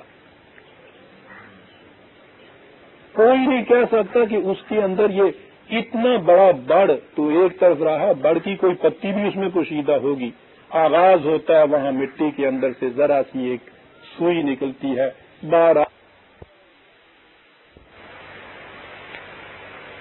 ثم يعرج إليه في يوم كان مقداره ألف سنة مما تعدون۔ لہذا جہاں قرآن نے یہ کہا ہو نا، اس کا امر ایسا ہے کہ جب وہ فیصلہ کر لیتا ہے تو کہتا ہے یقول له کن فیکون، تو اس کے یہ معنی نہیں ہوتی کہ اس نے کن کہا یکون ہو گیا، بلکہ یہ ہے کہ پھر وہ فیصلہ کرتا ہے تو پھر وہ فیصلہ ایگزیکیوٹ جب ہوتا ہے پستری درجے سے آہستہ آہستہ اپنے ارتقائی مدارج طے کرتا ہوا، ہو سکتا ہے کہ ایک ایک مرحلہ ہزار ہزار سال میں، دوسری جگہ کا ہے 50-50 ہزار سال میں بھی طے کرتا ہے، ارتقائی منازل طے کرتا ہوا ایولیوشن کے ذریعے سے تکمیل تک پہنچتا ہے۔ یہی چیز یہاں کہی گئی ہے کہ کوئی بات نہیں، فیصلہ یہ ہے وہ آئے گا، نبی ہوگا، مقرب ہوگا، تندرست و توانا ہوگا، ٹھیک طرح بچوں کی طرح بہت سادے باتیں کرے گا، بڑی عمر پائے گا، وَيُعَلِّمُهُمُ الْكِتَابَ وَالْحِكْمَةَ وَالتَّوْرَاةَ وَالْإِنْجِيلَ، بنی اسرائیل کی طرف وَرَسُولًا إِلَىٰ بنی اسرائیل، بنی اسرائیل کی طرف رسول ہوگا، وہ ان کو کتاب و حکمت کی تعلیم دے گا، تورات کی، انجیل کی۔ یاد رکھیے تورات جسے کہتے ہیں وہ کسی خاص کتاب کا نام نہیں ہے۔ حضرت موسیٰ علیہ السلام کے بعد سے دے کے حضرت یحییٰ یا زکریا علیہ السلام تک جتنے بھی انبیاء بنی اسرائیل گزرے ہیں، ان کی جتنی بھی کتابیں ان کے پاس ہیں یہودیوں کے یا بنی اسرائیل کے، اس پورے مجموعے کو تورات کہا جاتا ہے۔ ان میں صحف موسیٰ بھی شامل ہیں، 5 کتابیں ہیں نا موسیٰ کی، تو اس تورات میں بھی جسے وہ تورات کہتے ہیں اسے عہد نامہ عتیق کہتے ہیں، اولڈ ٹیسٹیمنٹ، اور حضرت عیسیٰ علیہ السلام والی جو 4 کتابیں ہیں ان کو کہتے ہیں عہد نامہ جدید یا نیو ٹیسٹیمنٹ۔ ان دونوں کے مجموعے کا نام آج ہم بائبل رکھتے ہیں۔ تورات ہے وہ تمام کتابوں کا مجموعہ جو حضرت عیسیٰ سے پہلے انبیاء بنی اسرائیل کو ملی تھی اور یہودیوں نے جن کو اکٹھا کر لیا ہوا۔ تورات کی اور انجیل کی تعلیم دے گا، ان سے کہے گا انی قد جئتکم بآیۃ من ربکم، میں تمہارے خدا کی طرف سے قانون لایا ہوں۔ اب یہاں سے وقت ہے، اگر ذرا ضرورت پڑی تو تھوڑا سا میں آگے کھینچ دوں گا کیونکہ بڑی اہم بات آتی ہے۔ یہاں بھی ان آیتوں کے غلط ترجمے اور تفاسیر نے جو پھر اناجیل کے اوپر ہی، یعنی بنی اسرائیل کی جتنی بھی وہ اپنے ہاں کی وہ خرافات ہیں ان پہ ہی مبنی ہے، یہ بات کہیں سے کہیں پہنچا دی ہے۔ کہا یہ گیا ہے، میں عام ترجمہ پہلے کر کے سناتا ہوں جو کہا جاتا ہے کہ میں تمہارے پاس اپنے رب کی طرف سے نشانی ایک لے کے آیا ہوں، انی اخلق لکم من الطین کہیئۃ الطیر فانفخ فیہ فیکون طیرا باذن اللہ، کہ میں مٹی سے ایک چڑیا جیسی بناتا ہوں اور پھر اس چڑیا میں پھونک مارتا ہوں اور وہ پرندہ بن کے اڑ جاتی ہے۔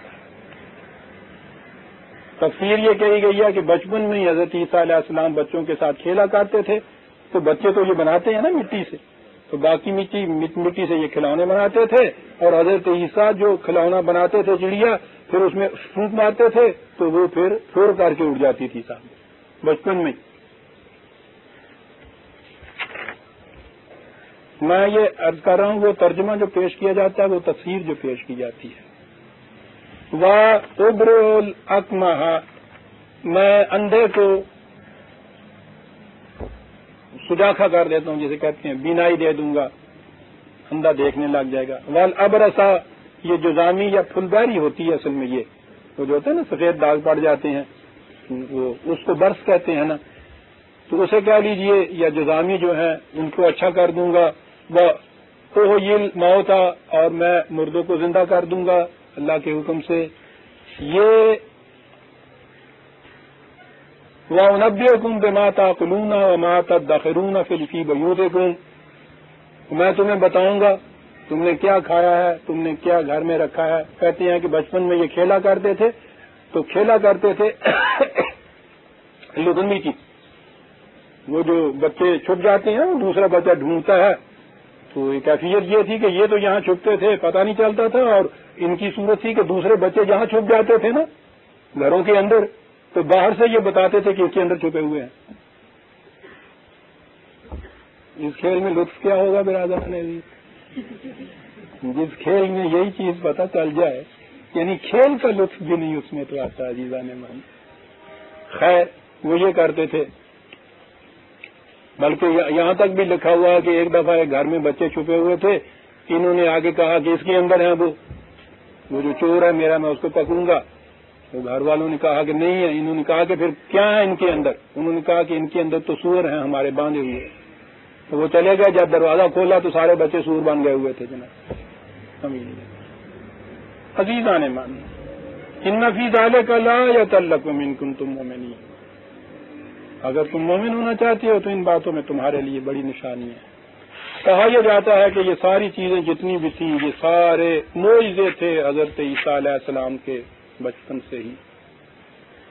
جیسا کہ میں نے عرض کیا ہے کہ جب ہم خدا پہ ہی مان لاتے ہیں کہ جو نیست سے اتنی عظیم الشان اس کارگاہ کائنات کو وجود میں لا سکتا ہے، تو خدا کی طرف سے کوئی اس قسم کے کام کر دینا جو ہے وہ تو کوئی وجہ تعجب نہیں ہے. قدم قدم پہ ایک ایک گھاس کی پتی معجزہ ہے اس کو. یہ سوال نہیں کہ خدا نہیں کر سکتا، سوال یہ ہے کہ خدا ان چیزوں کو کرتا نہیں ہے. یہ چیزیں جتنی یہ کہی گئی ہیں یوں معجزہ نہیں. اور میں پھر کہتا ہوں کہ یہ بچہ جب وہ کھیل رہا ہے بچوں کے ساتھ، اب اس سے اگر اس قسم کی چیزیں یہ وجود میں اگر آ رہی ہیں سامنے لوگوں کے، تو ساری بنی اسرائیل کو آ کے تو اس کے پاؤں پکڑ لینے چاہیے تھے. یہاں ہمارے ہاں کہیں مشہور ہو جاتا ہے کہ صاحب فلاں جگہ ایک لڑکا نہیں، ذرا بڑا بھی خواہ کیوں نہ ہو، وہ ذرا سی بات نمبر 10 دینا ہے گا سچے رے، تو اس بابے نے گر دیکھو کہ نہیں خلقت بیٹھی نہیں دی. اگر ان کے ماحول میں ایک بچہ یہ کرے کہ وہ کگو کوڑے نہ آئے اور اس میں وہ دھوپ مارے اور وہ سارے پرندہ بن کے اڑنے لگ جائے، آپ سوچتے ہیں وہ تو زمانہ تھا آج سے 2000 سال قبل کا. اس دور میں اگر ہمارے ہاں یہاں یہ کچھ ہونے لگ جائے، ساری دنیا پرستش کرنے لگ جائے اس کی، تو اگر یہ چیز ان کے سامنے ہوتی تھی، اندھے جو تھے دیکھنے لگ جاتے تھے، جو زامی یوں ہاتھ پھیرنے سے اچھے ہوتے تھے، تو یہ موت ہے، مردے جی اٹھتے تھے. تو میں کہتا ہوں اگر اتنا کچھ دکھانے کے بعد بھی حالت یہ رہی بنی اسرائیل کی کہ ایمان لانا تو ایک طرف رہا، بقول ان کے انہوں نے پکڑ کے صلیب پہ دے دیا، تو یہ سارا کچھ کس کام آیا؟ یعنی یوں خلاف فطرت یہ سارا کچھ دکھاتے چلے جانا، معاف رکھیے یہ تو گویا آخری حربہ جسے آپ کہہ سکتے ہیں وہ بھی ناکام رہ گیا. معاذ اللہ معاذ اللہ معاذ اللہ. رسول خدا کا یہ نبی اس لیے نہیں آیا کرتا عزیزان من تو کگو کوڑے بنایا کرے. بات یہ ہے سخن شناس نہیں دل برا خطا ہی جا. حضرت عیسیٰ علیہ السلام کے قوائف حیات ان کی اناجیل میں ہیں. وہ انجیل اس میں شبہ نہیں کہ وہ نہیں، جو پیغام حضور پہ خدا کی طرف سے آیا تھا وہ تو محفوظ نہیں رہا، تحریف ہو گئی ہے. واقعات زندگی جو ہیں وہ بہت سے اناجیل میں ہیں. انجیل میں ایک خصوصیت بتائی ہے حضرت عیسیٰ علیہ السلام، اور وہ یہ کہ وہ ہمیشہ باتیں تمثیلات میں کیا کرتے تھے، استعارے میں باتیں کرتے تھے، مثالوں سے بات کرتے تھے، ہمیشہ ایلیگوریکلی، میٹافوریکلی، تشبیہ کے ساتھ، تمثیل کے ساتھ. ہر بات جتنے بات ہیں حضرت عیسیٰ علیہ السلام کے انجیل میں آپ دیکھیے تمثیلات کے ذریعے سے. وہ اتنی زیادہ تمثیلات کے ذریعے سے بات بیان کرتے تھے کہ یہ جو آپ کے حوائی تھے، شاگرد یا اپوسل جن کو کہتے ہیں، بعض اوقات وہ پوچھتے تھے یہ کہ صاحب آپ یہ بالکل سیدھی سیدھی بات نہیں کرتے ہیں، ہر بات مثال میں، ہر بات تمثیل میں. متی کی انجیل میرے سامنے ہے، متی 13واں باب 10ویں آیت. شاگردوں نے پاس آ کر اس سے کہا، وہ باتیں سمجھا رہے تھے عوام کو، ماسس کو اپنی تعلیم. شاگردوں نے پاس آ کر اس سے کہا تو ان سے تمثیلوں میں کیوں باتیں کرتا ہے؟ انجیل کی شہادت. اس نے جواب میں ان سے کہا اس لیے کہ تم کو آسمان کی بادشاہت کے بھیتوں کی سمجھ دی گئی ہے مگر انہیں نہیں دی گئی. ان کی ذہنی سطح ایسی ہے کہ اگر میں ان ایبسٹریکٹ ٹروتھس کو، بسیط حقائق کو محض ایک حقیقت کے الفاظ میں بیان کروں تو بات ان کی سمجھ میں نہیں آئے گی۔ انہیں تمثیل سے سمجھانا جو ہے یہ زیادہ اقرب ہے ان کے ذہن سے، ان کی سمجھ سے، مگر انہیں نہیں دی گئی، کیونکہ جس کے پاس ہے اسے دیا جائے گا اور اس کے پاس زیادہ ہو جائے گا، جس کے پاس نہیں ہے اس سے وہ بھی لے لیا جائے گا جو اس کے پاس ہے۔ اگر ایسی باتیں میں اتنے اونچے حقائق کی ان سے بیان کروں تو وہ پہلے سے زیادہ انکار کر کے چلے جائیں گے مجھ سے۔ بڑی عجیب چیز، یضل بہ کثیر و یہدی بہ کثیرا، قرآن نے ایک جگہ مثال قرآن نے دی ہے، کہا ہے نا کہ خدا مثال بیان کرتا ہے مچھر کی یا اس سے کم بھی، وہ کہتے ہیں کہ صاحب مثال کیا، تو اس وہاں کہا ہے کہ مثال کا یہ ہوتا ہے کہ ذرا سے غلط معنوں کے اندر لیا جائے تو اس سے انسان دوسری طرف چلا جاتا ہے، صحیح معنوں میں لیا جائے تو اس سے ہی بات بڑی صاف ہو جاتی ہے، تمثیل کی صورت۔ میں ان سے تمثیلوں میں اس لیے باتیں کرتا ہوں کہ دیکھتے ہیں اور پھر نہیں دیکھتے، سنتے ہیں پھر نہیں سنتے، سمجھتے ہیں پھر نہیں سمجھتے، اس لیے میں ان کو تمثیلوں میں بات سمجھاتا ہوں۔ اور ساری یہ میرے سامنے رکھی ہوئی ہے یہ تفصیل was, Mount of the sermon جو آپ کا ہے پہاڑی کا واز، اسے آپ دیکھیے، ساری واز، سارا واز جتنا بھی ہے تمثیلوں کے اندر، اور بڑی خوبصورت تمثیلیں ہوتی ہیں، آپ کی باتیں تمثیلوں میں بیان کرتا ہے۔ یہاں قول جو ہیں حضرت عیسیٰ علیہ السلام کے قرآن نے نقل کیے ہیں، وہی تمثیلی انداز نقل کیا ہے عزیزان نے۔ بنی اسرائیل کیا کیفیت تھی؟ قرآن نے کہا ہے کہ وحی کی تعلیم انسان کو خاک کی پستیوں سے اڑا کر آسمان کی بلندیوں تک پہنچا دیتی ہے۔ وَرَفَعْنَا لَكَ ذِكْرَكَ، اور خود امت کے متعلق بھی سورہ اعراف میں ہے کہ ہم چاہتے یہ ہیں کہ ان کو آسمان کی بلندیوں پہ لے جائیں، یہ کم بخت زمین کی پستیوں کے ساتھ چمٹنا چاہتا ہے۔ وَلَٰكِنَّ أَخْلَدَ عَلَى الْأَرْضِ، یہ انداز ہے وحی کی تعلیم۔ بنی اسرائیل ضربت لهم الذلة والمسکنة وباءوا بغضب من اللہ، ذلت و مسکنت کی مار ان پہ ماری گئی، ہر جگہ معرومیاں اور ناکامیاں ان کا پیچھا کر رہی تھی، دی وانڈرنگ جیو ہو چکے ہوئے تھے، کوئی پاس نہیں پھٹکنے دیتا تھا، ذلیل و خوار ہو چکے تھے، انسان نہیں رہ گئے ہوئے تھے، بالکل آب و گل کے ہیولے رہ گئے تھے، مٹی کے مادو بن کے رہ گئے تھے ان کے۔ آپ نے کہا کہ میں آتا ہوں، اور یہ جو تم انسان نہیں، اڑنے والے پرندے نہیں، مٹی کی یوں ہی ایک شکلیں سی بن کے رہ گئی ہوئی ہو، میں اس کے اندر وحی کی روح پھونکوں گا، فَيَكُونُ طَيْرًا بِإِذْنِ اللَّهِ، آسمان کی فضاؤں میں اڑنے لگ جاؤ گے۔ ہر زبان کی طرح ہمارے ہاں بھی پرندے سے تشبیہ دیتے ہیں ہر اڑنے والے کو، سمجھے؟ پرد در وسط گردوں جگانا، ملت اسلامیہ کے متعلق اقبال کہتا ہے، پرد در وسط گردوں جگانا، یہ آسمانوں کی وسط کے اندر یگانا، بغیر کسی کو پاس نہیں پھٹکنے دیتی، اور اس طرح سے اڑتی ہے، نگاہ او بشاخ آشیانہ، اور اپنی نگاہ اپنے مرکز کی طرف ہر جگہ رکھتی ہے۔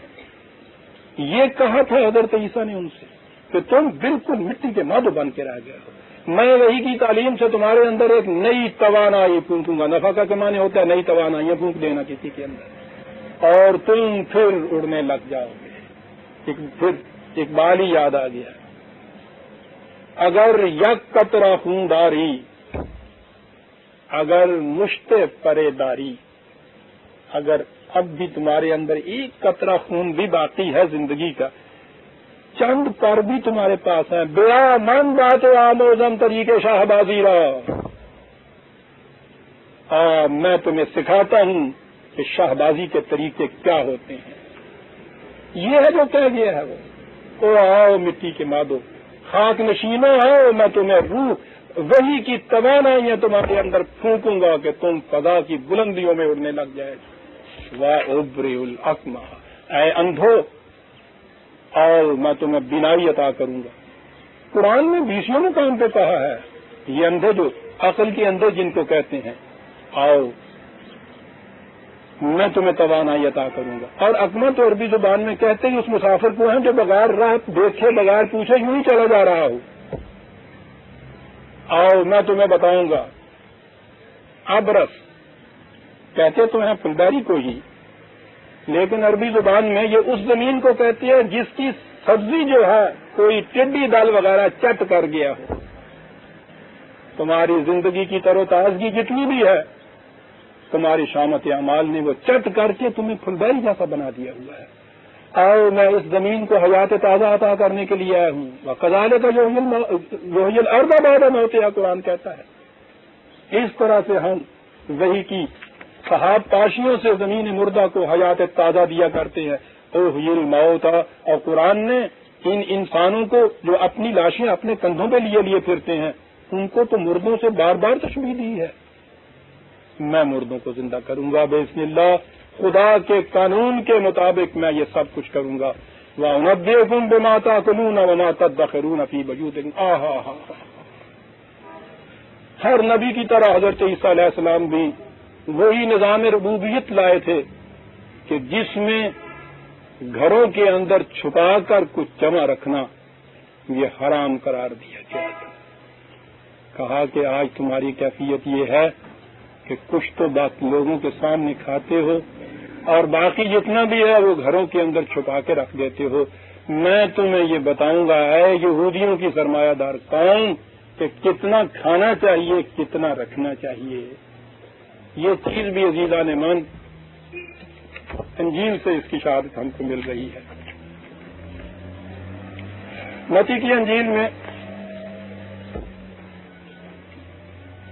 چیپٹر 6 باب 6 آیت 19 حضرت مسیح علیہ السلام کا نظام ربوبیت، معاشی نظام. دیکھو اپنے واسطے زمین پر مال جمع نہ کرو جہاں کیڑا اور زنگ خراب کرتا ہے اور جہاں چور نقب لگاتے اور چراتے ہیں، بلکہ اپنے لیے آسمان پر مال جمع کرو جہاں نہ کیڑا خراب کرتا ہے نہ زنگ، نہ وہاں چور نقب لگاتے اور چراتے ہیں، کیونکہ جہاں تیرا مال ہے وہیں تیرا دل بھی لگا رہے گا. جہاں تیرا مال ہے وہیں تیرا دل بھی لگا رہے گا. زمین میں دباتے ہو تو زمین میں دل اٹکا رہے گا، آسمان پہ جمع کرو تمہارا دل بھی آسمان کے اوپر پہنچے. بدن کا چراغ آنکھ ہے، بس اگر تیری آنکھ درست ہو تو تیرا سارا بدن درست ہوگا، اور اگر تیری آنکھ خراب ہو تو تیرا سارا بدن تاریک ہوگا. بس اگر وہ روشنی جو تجھ میں ہے تاریکی ہو تو تاریکی کیسی بڑی ہوگی. کوئی آدمی دو مالکوں کی خدمت نہیں کر سکتا، کیونکہ یا تو ایک سے عداوت رکھے گا اور دوسرے سے محبت، یا ایک سے ملا رہے گا اور دوسرے کو ناچیز جانے گا. تم خدا اور دولت دونوں کی خدمت نہیں کر سکتے، اس لیے ایک کو چھوڑ کے ایک خدا رکھنا پڑے گا.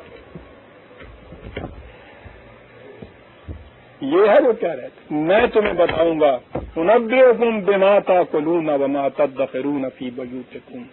میں یہ بتاؤں گا تمہاری جتنی بھی ہڈن ویلتھ ہے نا، کیا ترجمہ ہے قرآن کا، یہ جو گھروں کے اندر دبائی ہوئی ہے، میں بتاؤں گا تمہیں کہ تم کتنا کھاتے تھے باہر لوگوں کے سامنے، کتنا دفن کر کے رکھتے تھے. اور تمہیں بتاؤں گا کہ کوئی چیز اس کے بعد دفینہ نہیں کی جائے گی. یہ ہوگی میری تعلیم، یا یہ ہے میری تعلیم، بلکہ یہ تو اس وقت کی بات ہے جب آپ نبی ہو کے آ کے تعلیم دے رہے تھے. یہ ہے میری تعلیم، ان فی ذالک لآیۃ لکم ان کنتم مؤمنین.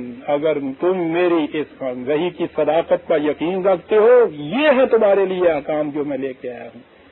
آج کے معنی معجزہ نہیں ہے، آج کے معنی تو احکام خداوندی ہے، قوانین الہی ہیں. حضرت مریم سے کہا وَمُصَدِّقًا لِمَا بَيْنَ يَدَيَّ مِنَ التَّوْرَاةِ وَلِأُحِلَّ لَكُمْ بَعْضَ الَّذِي حُرِّمَ عَلَيْكُمْ.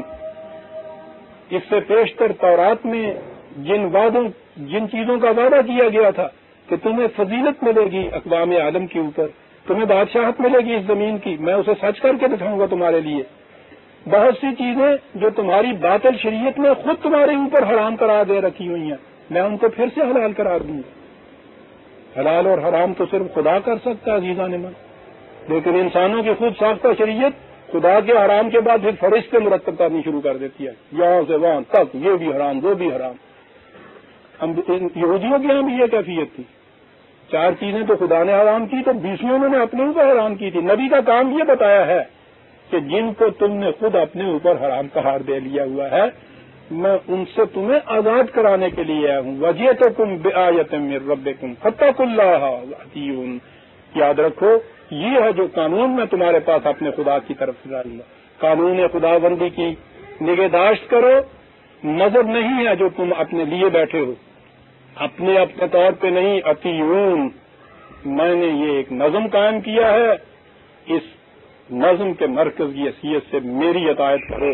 ان اللہ کیا ہے وہ تعلیم ملخص اس کا تت کڈیا ہے. ان اللہ ربی و ربکم میرا اور تمہارا نشو و نما دینے والا رزق عطا کرنے والا صرف وہ خدا ہے. فاعبدوہ اس لیے محکومیت اس کی اختیار کرو کسی اور کی اختیار نہ کرو. ھذا صراط مستقیم یہ ہے وہ سیدھی متوازن راہ جس پر چلانے کے لیے میں تمہارے پاس آیا ہوں. سورہ آل عمران کی آیت 50 تک ہم آ گئے. اس کے بعد قرآن یہ بتاتا ہے کہ جب پھر یہ عملاً پیغام دیا حضرت عیسیٰ علیہ السلام نے آ کر تو پھر کیا ہوا. یہ ہے عزیزان من حضرت مریم علیہ السلام کی عصمت کی وہ توجیہ جو قرآن نے بیان کی. یہ ہے حضرت عیسیٰ علیہ السلام کی وہ تعلیم جو چند تمہیدی الفاظ نے قرآن کے اندر بیان کر دی. وہ ایک عظیم انقلابی پروگرام کو عملی شکل میں لانے والی ممتاز خاتون جن کا ذکر قرآن نے ابدی حیات عطا کر دی اپنی دفتین میں جس کا ذکر رکھ کر. یہ ایک انقلابی کیا ہر پیغمبر ایک انقلابی دعوت لے کے آتا تھا. یہ ایک انقلابی دعوت لے کر آنے والے پیغمبر کہ جو خاک نشینوں کو آسمان کی بلندیوں پر پہنچانے کے لیے آتے تھے. اور اس کے لیے بنیادی نقطہ یہ ہوتا تھا کہ کسی انسان کو روٹی کے لیے کسی دوسرے انسان کا محتاج نہیں ہونا پڑتا تھا. اس لیے کہا میرا اور تمہارا رب وہی ربوبیت کے اوپر اسی کی محکومی اختیار کر. یہ ہے صراط مستقیم جس کے لیے ہم نماز کی ہر رکعت میں مسجد میں قبلہ رو باوضو ہو کر دعائیں مانگتے ہیں کہ اہدنا الصراط المستقیم. تو اس ویلے سارے کرنڈا ہے ہنیا پیوری جیب تو پیسے کے میں کڈیے تھے سودا مہنگا کے میں بیچی. پابدو اس کی محکومی اختیار کرو. ھذا صراط مستقیم یہ ہے صراط مستقیم. ربنا تقبل منا انک انت السمیع العلیم.